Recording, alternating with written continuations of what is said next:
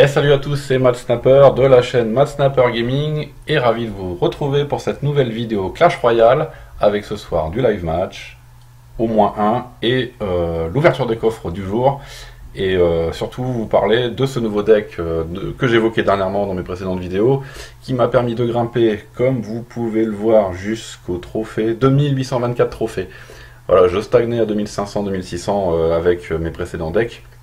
Il me manquait quelque chose d'un peu plus, on va dire, maniable, passe-partout selon les combos que je trouvais en face, qui étaient essentiellement des doubles princes, des combos mortier et voilà, un peu de ballon gel de temps en temps.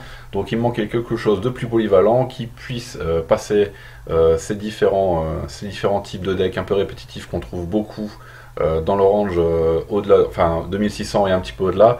J'ai trouvé ce deck PK double sorcier que j'appelle donc le PKcier, donc des pectoraux en acier grâce à ce gros PK level 4 qui commence à être très intéressant.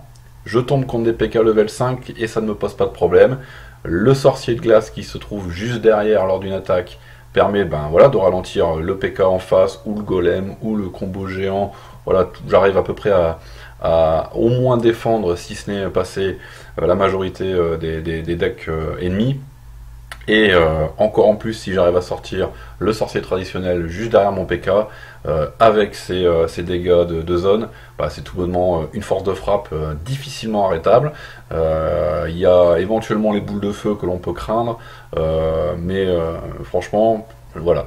J'arrive à sortir des jolis 3-0, je sors énormément d'égalité car quand l'ennemi a tendance à voir que ça va être une combo PK sorcier, PK double sorcier et dès qu'il voit en plus apparaître la princesse, voilà, ça joue défensif et je peux plus rien faire. Dès que je sors la moindre carte, ça sort de la tour, ça met les tours en défense, voilà, ça joue full défense et ça se termine systématiquement en égalité.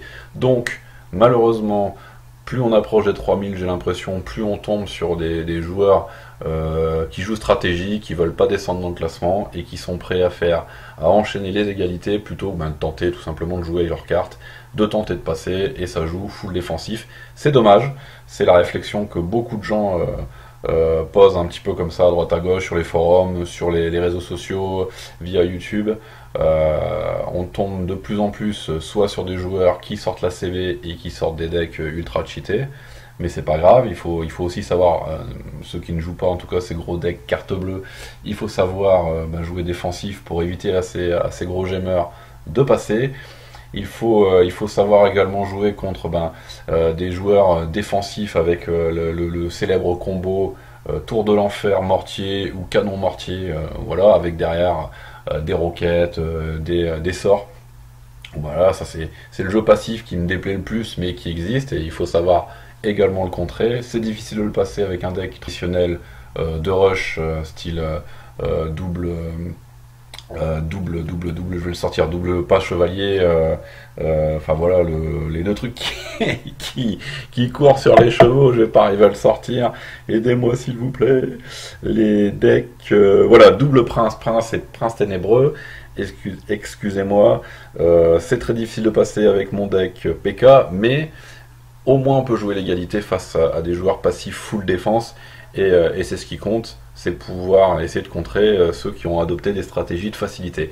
Moi je continue avec des decks de rush car c'est le jeu le plus dynamique que j'ai trouvé dans Clash Royale, et c'est le type de jeu que je vais de plus en plus vous proposer en live match, car il faut montrer du jeu intéressant et pas du jeu bêta comme on le voit avec ce fameux deck mortier que beaucoup de gens haïssent. Je tiens quand même à évoquer un sujet très important. Je vois de plus en plus au travers de mon clan, au travers des différents retours que j'ai eus et des lectures que j'ai pu faire sur Clash Royale, que des joueurs font du rage quit à cause de ce type de gaming, du gaming passif, du gaming full défense ou du gaming de gemeur à la grosse carte bleue. Faut être patient parce que de toute façon tout le monde va finir par EP ses cartes. Je sais que quand on ne met pas d'argent, c'est beaucoup plus long, mais vous finirez forcément par arriver à avoir des communes à level 10 et au-delà, des cartes rares au level 7 et au-delà, et les cartes, je vous le souhaite, des cartes légendaires et des épiques au-delà du level 4. vous finirez forcément par les avoir et vous finirez par poser problème à ceux qui ont sorti la carte bleue d'entrée de jeu et qui n'ont pas la stratégie mais la facilité en rushant de suite avec des decks de malades, avec des légendaires level 3 ou 4 comme on peut voir en ce moment. Donc soyez patients, ça finira par payer et je vous souhaite en tout cas d'obtenir les légendaires qui, comme vous pouvez le voir dans ce deck, sont vraiment utiles et m'ont permis, faut être sincère, m'ont permis de monter à 2800 trophées et au-delà. Avant de vous proposer un live match, on ouvre les coffres du jour. Donc 2 coffres gratuits, sans plus attendre, qu'est-ce qu'on va avoir? Un tout petit peu d'or, 2 gemmes, pas de surprise. Tour de l'enfer, ok, je la joue pas. Électrocution, je zappe, c'est le cas de dire. Deuxième coffre gratuit, une Valkyrie, c'est pas mal. Électrocution encore, ça ne m'intéresse pas. Passons sans plus attendre au coffre à couronne. 220 d'or, 2 gemmes. Électrocution, c'est la soirée de l'électrocution, ça ne m'intéresse pas. Les squelettes ne m'intéressent pas. La Tesla ne m'intéresse pas. Et Valkyrie.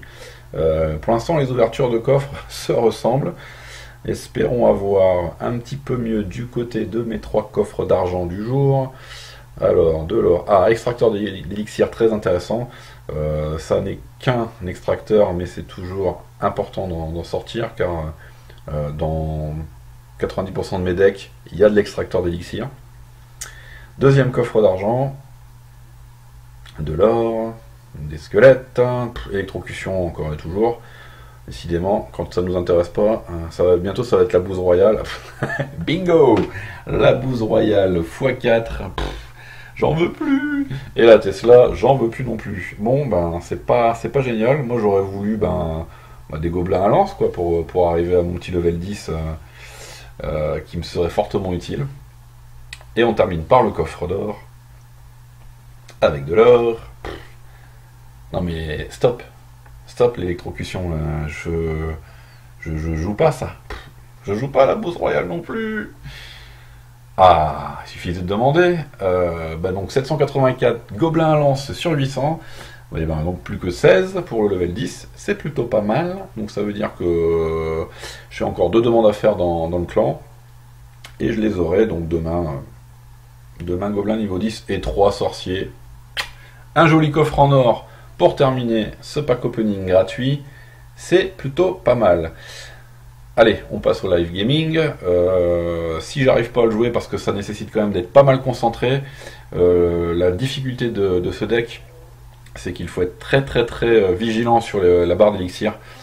Arriver à sortir le PK, derrière les 2 sorciers et encore derrière la princesse, ça fait 7 plus 5 plus 3 plus 3. Donc évidemment, une barre d'élixir ne suffit pas. Évidemment, c'est mieux d'avoir 2 extracteurs posés ou d'être dans les 2 minutes de fin avec le x2 sur l'élixir. C'est beaucoup plus facile, mais comme j'aime pas attendre et que j'aime toujours rusher rapidement et d'être plutôt dans le mode attaque, voilà, de pas attendre que ça vienne, évidemment j'ai tendance à sortir le PK avec au moins un sorcier dès que je peux. Enfin voilà, donc difficile à jouer, mais c'est ce que j'aime dans ce jeu, c'est le rush et comme je sais plus qui disait, la meilleure défense, c'est l'attaque. On y va pour un live match.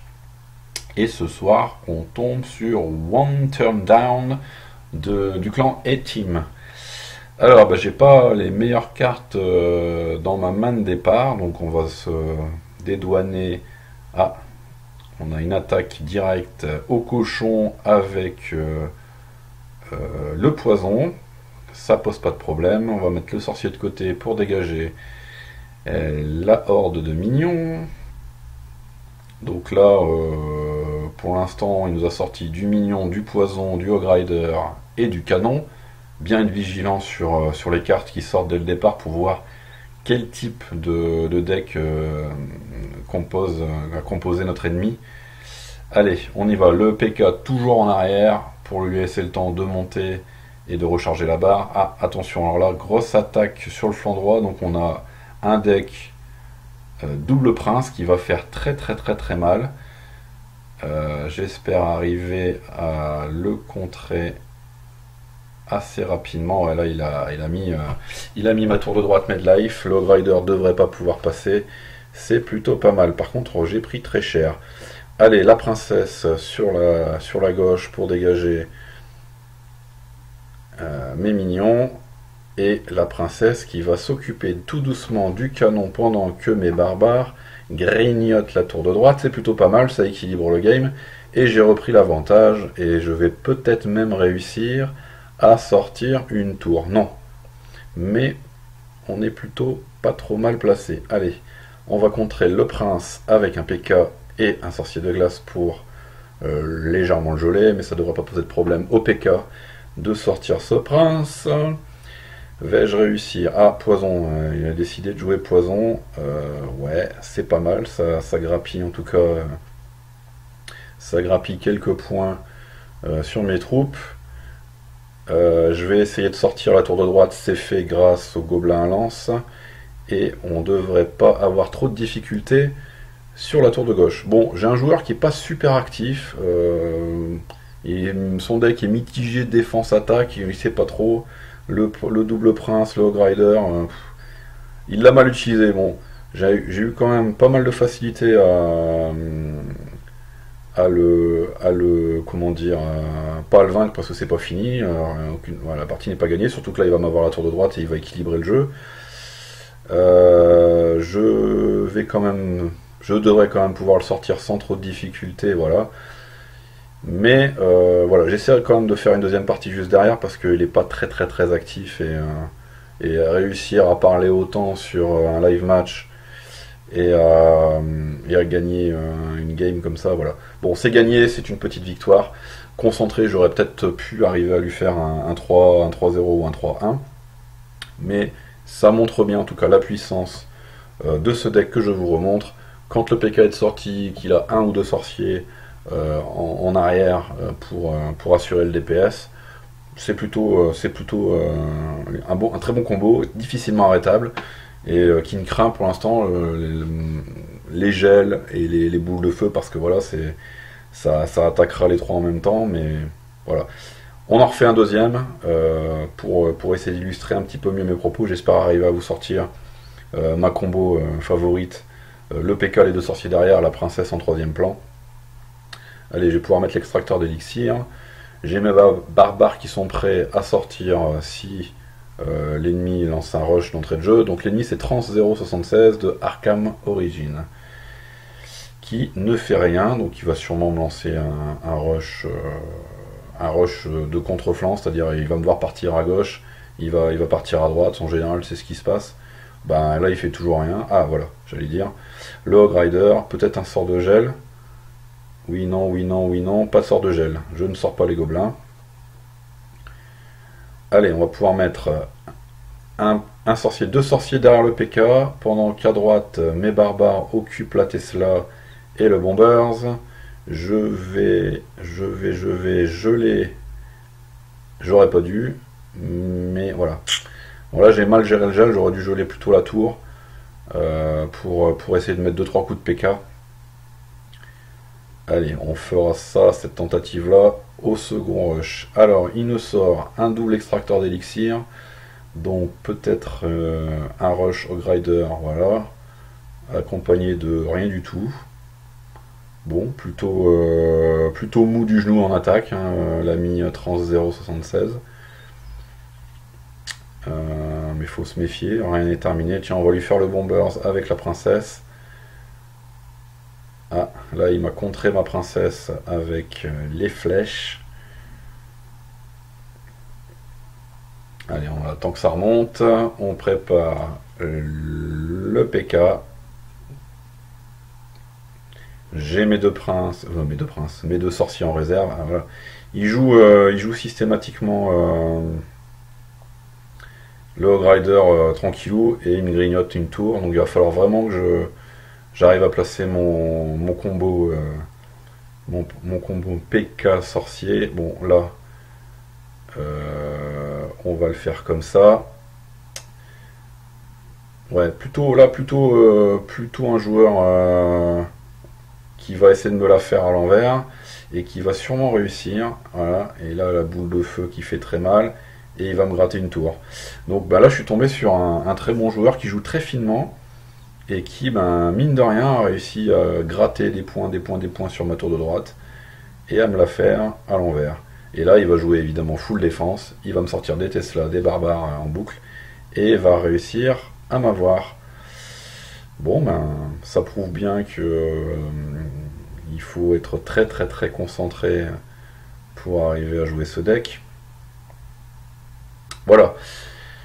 Désolé de ne pas vous avoir proposé une seconde victoire ou une belle victoire, un joli 3-0 comme j'arrive à le faire habituellement, mais voilà, rien n'est acquis, il faut persévérer comme toujours. 2822 au compteur, 2 trophées, donc ben, une victoire, une défaite. Je vais essayer de me rapprocher rapidement de l'arène légendaire, donc des 3000 trophées, pour ben, vous montrer des matchs toujours plus intéressants avec des adversaires de plus en plus coriaces. Je passe un petit bonjour à Alliance Sud, ma team depuis le début, mon clan depuis le début, avec lesquels j'évolue et qui sont vraiment très sympas.